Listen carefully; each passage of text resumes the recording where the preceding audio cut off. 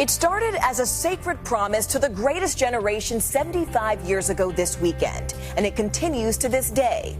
The GI Bill. Serve the United States military with honor, and your country, in turn, will not only help pay for your education, but also your living expenses and even back a home loan.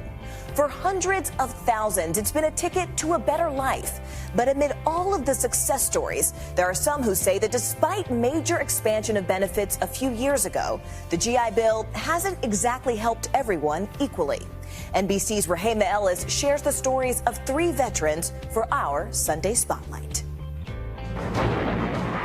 It was 1944. The world was at war, in fierce and bloody battles, and America was all in.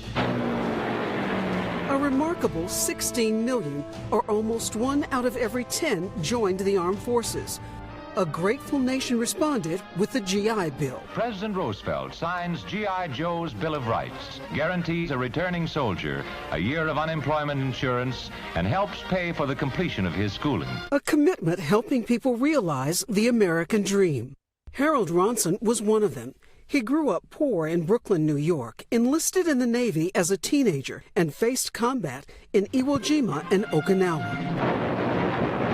One of the scariest things I remember was taking out wounded men. And, you know, I was a kid. Did you have a plan, Harold, when you left? I did not. I and my buddies were just goofing around. But with the benefits of the GI Bill making headline news, he enrolled in college knowing the government would pay the bills for him and millions of others. There were 35 students in my class. 33 were GIs. With a degree in chemistry, Harold went to work in a textile mill, eventually bought the company, and built it into a successful business. Do you think that the GI Bill lived up to its promise? Absolutely. Since 1944, it's paid about $400 billion in education benefits to 25 million veterans and guaranteed loans for nearly 24 million homes. But it hasn't been all positive. According to reports, African Americans were often denied benefits.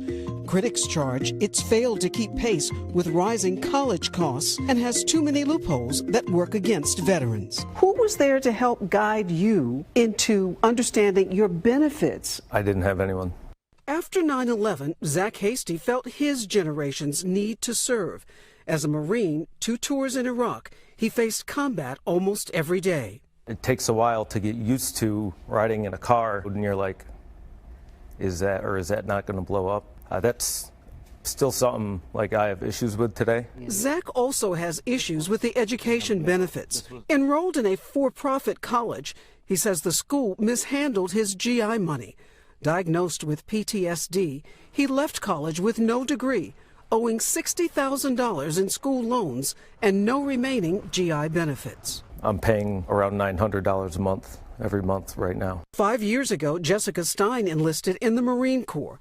But after a year in Afghanistan, she says it was returning home and enrolling in college that was nerve-wracking. Did the military help you at all in terms of making the move into college? I knew that I had the GI Bill. No matter what, school was 100% an option for me. The help she got nearly mirrored the experience of a veteran from 75 years ago. It's amazing to me to see the difference in your time and mine. She'll soon join Harold as a graduate of the college that's now honoring his contributions with a building that will bear his name.